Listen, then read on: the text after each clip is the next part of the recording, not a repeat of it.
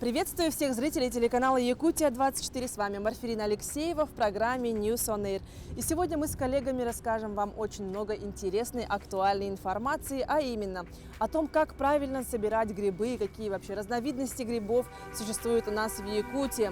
Также мы расскажем вам, поведаем историю о романтике из Чурапчинского района, который вотворил свою мечту в реальность, ну и еще о многом другом. Давайте начнем.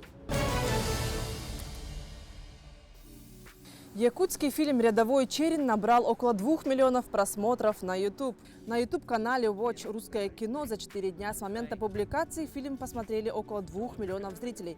Также в честь годовщины окончания Второй мировой войны Российский центр науки и культуры в Улан-Баторе организовал показ якутского фильма. Сообщается, что среди зрителей кинопоказа были школьники и педагоги. После просмотра дети выразили желание прочитать первоисточник, а также им понравилось то, что, несмотря на отсутствие спецэффектов, от фильма невозможно оторвать глаз.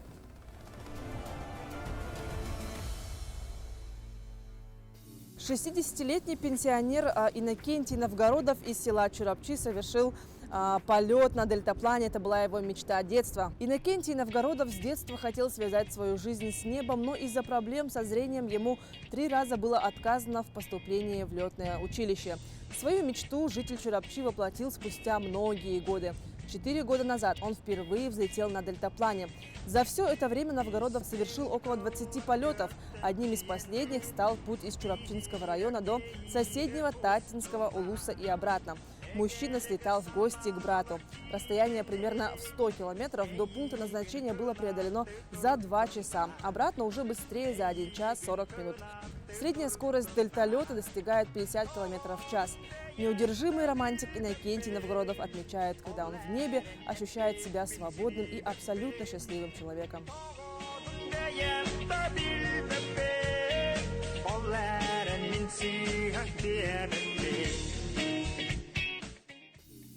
К 105-летию народного поэта Петра Николаевича Табурокова в Верхневилюйске прошел 7-й республиканский конкурс чтецов и поэтов. Участники приехали из 13 улусов и города Якутска. 2 дня подряд было прослушивание стихотворений, продажа книг, свободный микрофон. В честь поэта были разные концертные выступления. Но одним из самых интересных и новых конкурсов было соревновательные диалоги, где стихи сочиняли прямо на ходу. Присутствовали не только начинающие писатели, но и уже известные. Мероприятие посетило около 300 человек.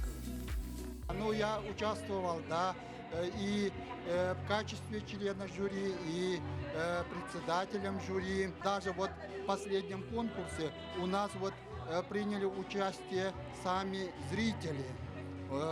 И вот такой вот итог получается. И это вот праздник, просто праздник души. В республике будет создан национальный корпус якутского языка. Это уникальный проект будет реализован в рамках государственной программы сохранения и развития якутского языка совместно с преподавателями Института языка и культуры СВФУ. Корпус национального якутского языка – это электронный запас текстов, которые будут распознавать, анализировать, проверять и переводить сам компьютер. Для этого в программу включат тексты по стилю и жанру, и видео, аудиоматериалы. Чем больше их будет, тем быстрее будет работать компьютер с якутским текстом. Сейчас начался первый этап реализации важного проекта. Идет работа по созданию морфологического анализатора якутского языка, решения проблем и защитных законных интересов. Корпус представляет собой массив текстов, который будет отражать весь словарный запас, можно сказать, якутского языка. И на основе этого корпуса впредь в будущем будут создаваться компьютерные программы. На данный момент разрабатывается интерфейс и создается программная оболочка. И также я конкретно со своим магистрантом разрабатываем компьютерную программу. Называется она «Морфологический анализатор языка саха». Глава Якутии подписал соглашение о защите интересов малочисленных народов Севера. Подробнее об этом соглашении и его реализации мы узнаем в следующем материале. В рамках 7-го Восточного экономического форума на территории кампуса ДВФУ проходит форум креативного бизнеса «Социокультурное развитие северных регионов», который проводится в рамках плана мероприятий представительства России в Арктическом совете. Мы сейчас разработали новую концепцию развития нашей организации с поворотом в сторону Азии, восстанавливаем наши былые связи и для этого создаем новые структуры своей организации для расширения нашей инфраструктуры, для активизации всех наших спящих, скажем так, контактов. И уже, например, в Китае вышли на уровень самых ответственных лиц, которые отвечают за арктическую политику Китая, которые сейчас создают именно эту политику. И есть большой интерес. Сегодня республика активно представляет интересы малочисленных народов. Так глава региона Айсен Николаев подписал соглашение о сотрудничестве с Ассоциацией коренных малочисленных народов Севера, Сибири и Дальнего Востока и подчеркнул, сотрудничество с сообществом для Якутии – вопрос принципиальный. Мы совместно ведем работу о признании статуса сельхозтоваропроизводителя и субъекта малого предпринимательства общин коренных малочисленных народов. Вот это уже несколько лет мы ведем эту работу, и мы знаем, что вот в республике принят такой акт, республиканский, о том, чтобы на местном уровне, признать его сельхозтоваропроизводством общины республики. В рамках соглашения предусмотрена работа по защите исконной среды обитания малочисленных народов, традиционного образа жизни и промыслов. Сегодня развитие арктических территорий является одной из приоритетных задач не только для республики и Дальнего Востока, но и для всей страны в целом. И первый день форума показал, как развивается и как будет развиваться арктическая политика региона. Лидия Гасанбалаева, Сарглана Неустроева, Владивосток. Как оказалось, первые заморозки не страшны грибам, поэтому любители грибов ловят последние грибные дни.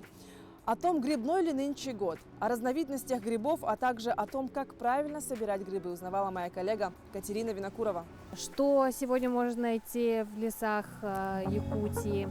Об этом мы сегодня поговорим с микологом, с Людмилой Гаевной Михалевой. Людмила Гаевна, все-таки грибной ли сезон нынче у нас в Якутии? Здравствуйте, Катя. Здравствуйте, телезрители уважаемые. Да, в этом году действительно очень много грибов. И собирать их начали еще в середине июля. Что вы скажете? Съедобно ли это вообще? Да, и как вообще определить, съедобный ли грибочек? Это сосновый масленок. Он образует микоризу, то есть союз с сосной. И поэтому растет только в сосняках. Наше местное население очень любит этот грибочек. Вот, я тоже собрала и уже успела почистить. Смотрите, он после того, как снять верхнюю шкурку, он становится такой беленький, красивенький. Да. А это научное название этого гриба – масленок желто-бурый. Мы его называем маховик. Вот. Его не все любят собирать, потому что на срезе он начинает синеть при воздействии с воздухом. Но на самом деле это тоже очень вкусный, очень хороший гриб. По вкусу он не хуже, чем масленок. Плотненький, его можно и жарить, и мариновать, и сушить. Я нашла еще рыжик. К сожалению, червивые можно перепутать с волнушкой, но при срезе обязательно выступает молочко ярко-оранжевого цвета, да. А потом немножко начинает синеть. Вот тут вот червяки повредили, а уже синее. То есть сразу видно, что гриб не очень хороший. А вообще, как правильно срезать гриб? Вот обязательно с ножичком или можно с корнем выдирать? Все вот по-разному говорят, да?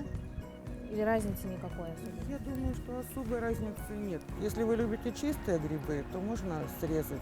Если вам дорога мякоть ножки, то можете выкручивать и потом уже аккуратненько, как карандаш, чистить. Чем быстрее вы это сделаете, тем лучше, вкуснее грибы получатся, и тем меньше шансов у вас отравиться этими грибами. В крайнем случае, если не получается, тогда можно убрать в бумажные пакеты, положить в холодильник и в таком виде продержать ночь, например. Если все-таки мы нечаянно употребили не тот гриб, неправильный гриб? Что нужно сделать? Отравление, прежде всего, это расстройство желудка, рвота, может подняться температура, может болеть голова. И поэтому сразу нужно, во-первых, промыть желудок, во-вторых, обратиться к врачу. То есть, если все-таки вы сомневаетесь, что гриб действительно съедобный, лучше уж да. его, Да, обойти потому стороной.